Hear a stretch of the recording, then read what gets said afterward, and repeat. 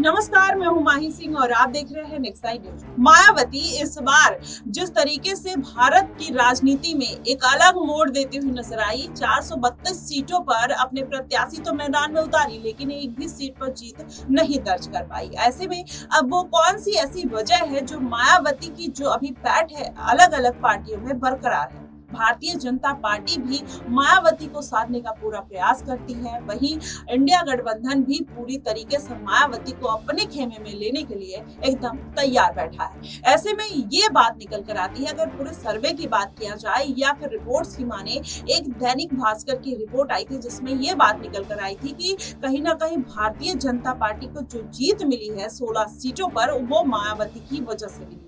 अगर ऐसा होता है तो कहीं ना कहीं इंडिया गठबंधन ये चाहेगा कि मायावती उनके पार्टी में शामिल हो जाए और कहीं ना कहीं उसको जो फायदा मिले वो भारतीय जनता पार्टी को नहीं, इंडिया गठबंधन को मिलता हुआ दिखाई दे।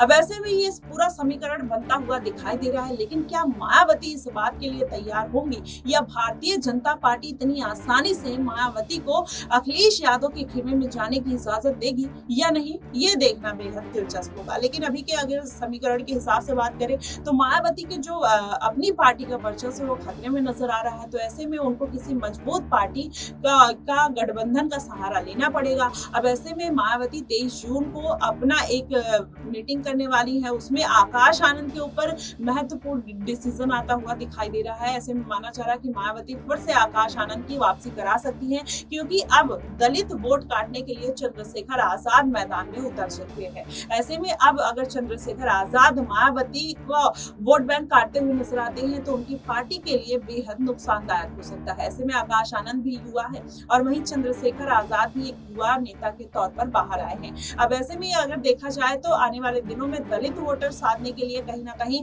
आकाश आनंद की वापसी मायावती की पार्टी के लिए बेहद जरूरी है, क्योंकि इससे पहले ये अटकलें लगाई जा रही थी कि चंद्रशेखर आजाद हो सकता है कि मायावती का रुख कर ले, लेकिन वो अटकलें तब खारिज हो जाती हैं जब चंद्रशेखर आजाद ने परसों अकेले चुनाव लड़ने का ऐलान कर दिया। वैसे में ये अटकलें खारिज हो गई कि वो मायावती के साथ गठबंधन में नहीं जाएंगे, क्योंकि नगीना सीट पर जीत मिलने के बाद अब कहीं ना कहीं उनको कॉन्फिडेंस है, उनको ये लग रहा है इस उपचुनाव में भी वो बिजनौर सीट और करहल सीट से अपने प्रत्याशी उतार रहे हैं और आने वाले विधानसभा चुनाव में भी वो 403 सीटों पर अपने प्रत्याशी उतारते हुए भी दिखाई देंगे। उन्होंने ये बात साफ कर दी है। लेकिन अब इसके साथ ही अगर देखा जाए पूरा समीकरण, तो कहीं ना कहीं ये जो पूरा मामला निकल कर सामने आ रहा है ये मायावती के पक्ष में जाता हुआ नहीं दिखाई दे रहा। अब क्या योगी आदित्यनाथ किसी तरीके का कोई खेल कर सकते हैं, मायावती को साधने का प्रयास कर सकते हैं, क्योंकि भारतीय जनता पार्टी जाहिर तौर पर नहीं चाहेगी कि मायावती इंडिया गठबंधन का रुख करे। अगर ऐसा होता है तो भारतीय जनता पार्टी का जो जनाधार है, इस बार जो 33 सीटों पर जीत मिली है,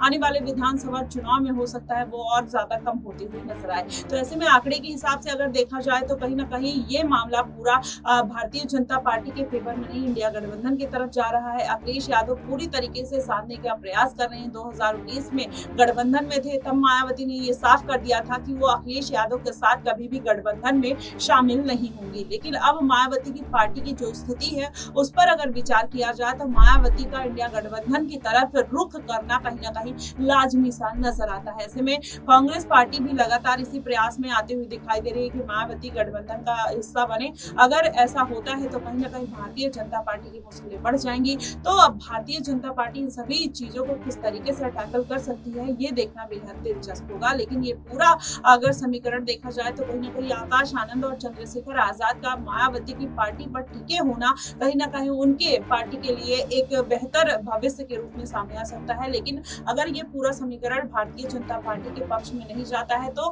भारतीय जनता पार्टी अपनी पॉलिसी, अपनी मैनिफेस्टो पर फिर से उसको विचार करना चाहिए, और जिसकी वजह से कहीं ना कहीं अब उसकी शुरुआत भी हो चुकी है। योगी आदित्यनाथ लगातार अब एक्शन मोड में नजर आ रहे हैं। पीएम मोदी अभी से उन्होंने रैलियां करनी स्टार्ट कर दी है, वो बिहार की जनता को साधने का पूरा प्रयास कर रहे हैं। यूपी में उन्होंने कई योजनाएं लागू कर दी हैं, जिसमें से किसान योजना और फिर महिलाओं के लिए कई तमाम योजनाएं हैं जो योगी आदित्यनाथ और पीएम मोदी लागू करते हुए नजर आए हैं। तो ऐसे में आप देखिए कि इसी तरीके से अभी कहीं ना कहीं यूपी की जो सियासत है उसमें से विधानसभा चुनाव जो 2027 में होने वाले हैं उसको अभी से साधने का प्रयास किया जा रहा है।